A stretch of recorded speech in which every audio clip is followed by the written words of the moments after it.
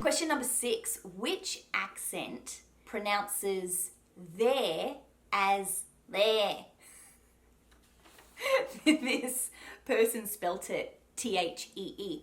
So my opinion on this is that the further north you go, the flatter the accent gets. So where I'm from Adelaide in the south, I would say there.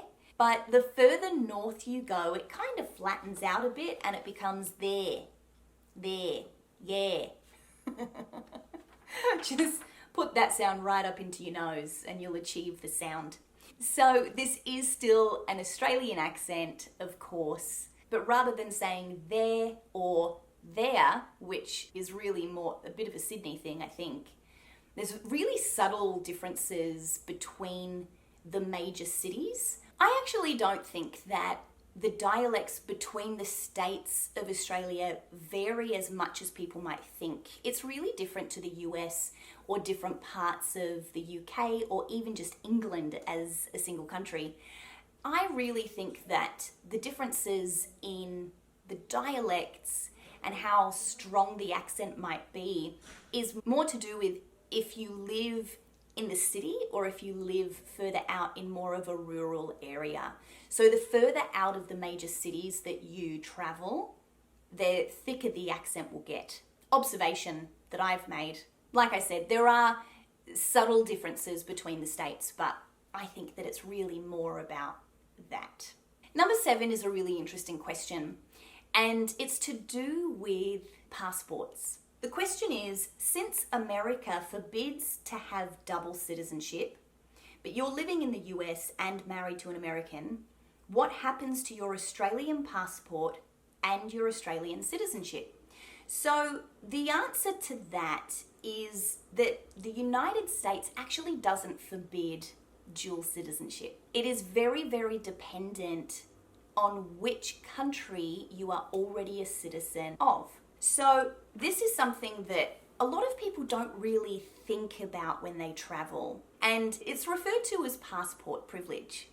Now, coming from Australia, I am very, very privileged as a traveller because a lot of countries will happily accept an Australian into their country either as a visitor or for immigration purposes or whatever it is that you're doing. A lot of countries will accept an Australian before they'll accept somebody from a different country. And I'm not really an expert on what the reasoning is behind that, but I will say that if you're a person who has traveled a lot and you've never been prevented from entering a country based on your citizenship or your current passport, I would assume that you probably have this thing that is called passport privilege.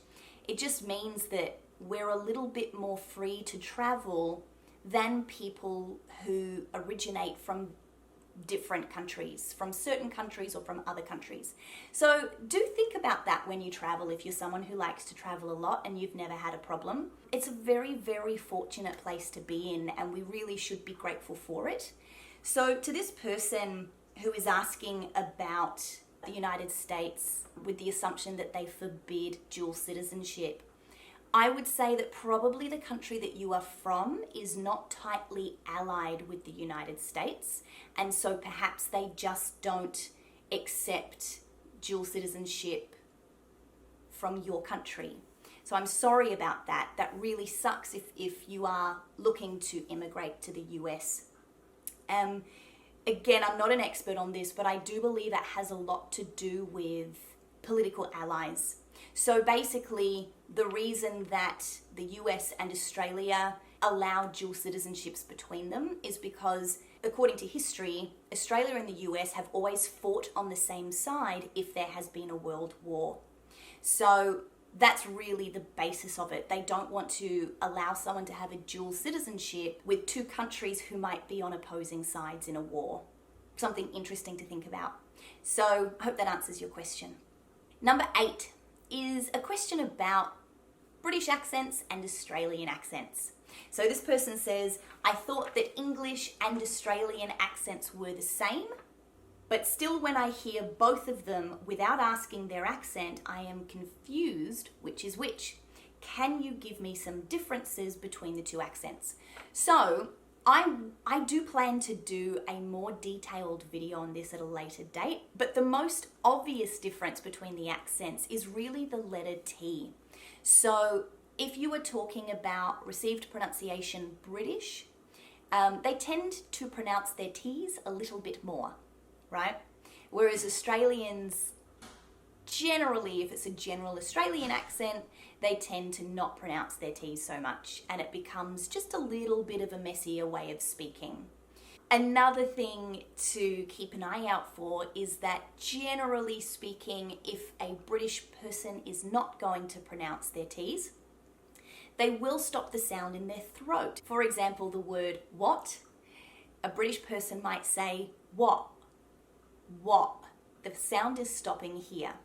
And in Australian English, I would stop the sound by placing my tongue here, where the T might actually sit. So I would say what. So the difference between what and what. This becomes more apparent when the sentence flows on. So if I was to say, what are you doing? That silent T, what, becomes a DT sound. What are you doing? What are you doing? Right? But a British person might say, what? What are you doing? So you would hear that throat stop in the sentence. So that's just one difference that you might hear that might stand out. Number 9 is a fun one. What are your favourite food staples that are unique to Australian culture? And where do you fit in with the controversial Lamington issue of to jam or not to jam? Now, let's fill our whole audience in on what this actually is. A Lamington is a cake. It's a delicious cake. It's a sponge in the middle and it has a chocolate coating with coconut on the outside. Now, the question is referring to, should there be a layer of jam in the middle of the Lamington? My answer is absolutely there should be jam in a Lamington. A Lamington without jam is still delicious, but it is not quite a Lamington. I do like Lamingtons, okay? Now, as for Australian food, my 3 favourite things are the Australian meat pie, very delicious, a nice cool glass of Milo, also delicious. Milo is a chocolate malt drink and it's amazing. And the very last one is a sausage sizzle.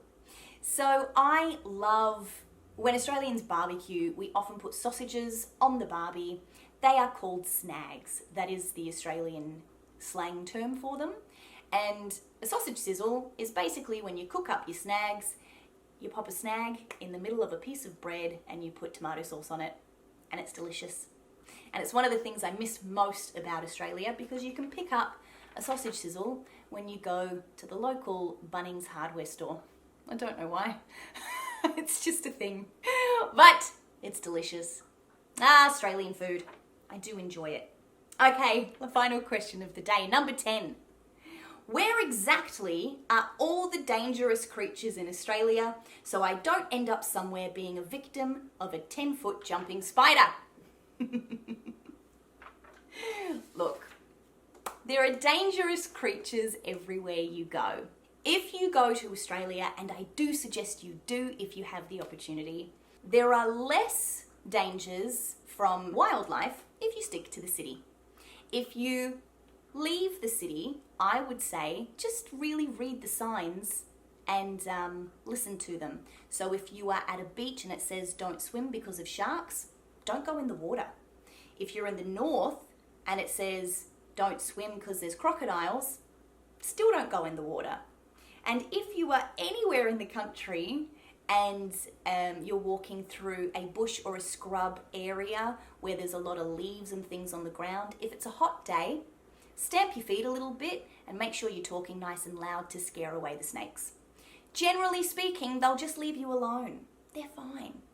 And spiders, well, you get spiders everywhere. Yeah, I don't know that there's much you can do about them. But I mean, you can usually get to a hospital in time, can't you? Anyway, go visit Australia. It's amazing. It's not that scary, I promise. It's not bad at all.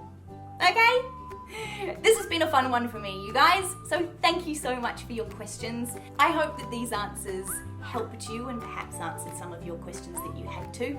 If you would like me to do another one of these videos, please give it a thumbs up. Keep your questions coming, and I would love to do another one of these in the very near future.